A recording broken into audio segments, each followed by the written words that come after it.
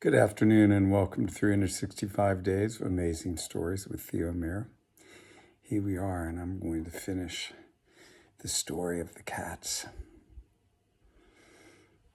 Lazina had come home. All the gold that she had brought with her had been pilfered away by her mother. Her sister, Peppina, had gone and taken service with the cats. But when she returned coated in oil and covered with ash, and with a donkey's tail coming out from her forehead. At first, Lazina cleaned her sister completely off, and then her mother began to beat her because she felt that Lazina was at fault for everything. Lazina tried to get away. Her mother grabbed her and threw her down into the well. The well at that point in time was dry, so she wasn't drowning or anything like that, but she couldn't get out. She was stuck down there.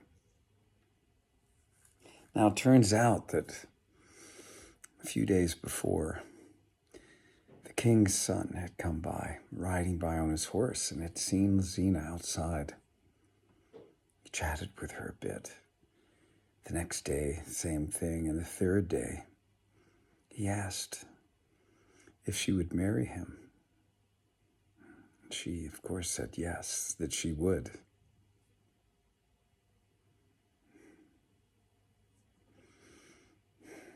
That next day was when Peppina had come home and Lazina had been thrown into the well.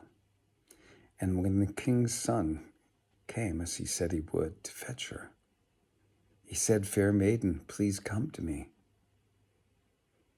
And Lazina's mother, knowing all, covered Peppina up in a white cloth, telling the prince that this was their custom. And Peppina then got in the carriage that the prince had brought there to take them away.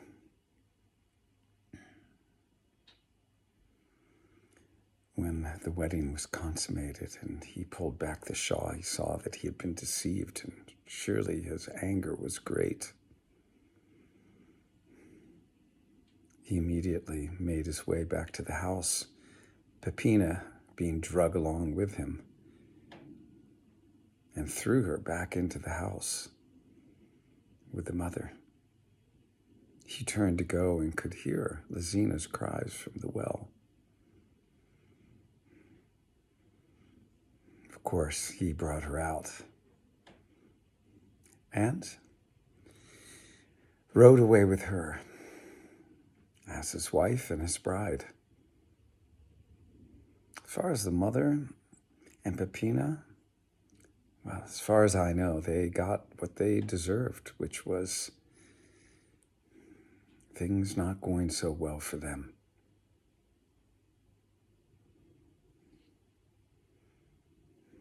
Lazina, she got what she deserved as well. Things going quite well for her. A queen, the wife of a prince eventually king.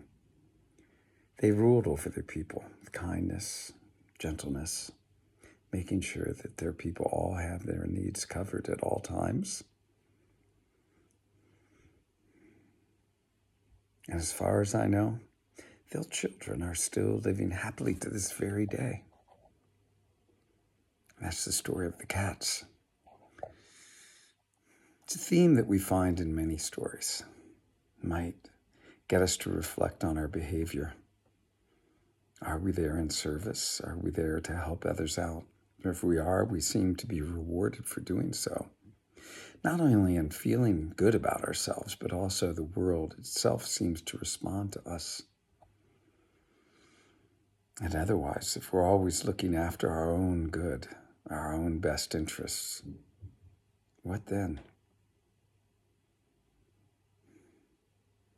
If we're always conniving and trying to get something, often for nothing, what then? What are the consequences?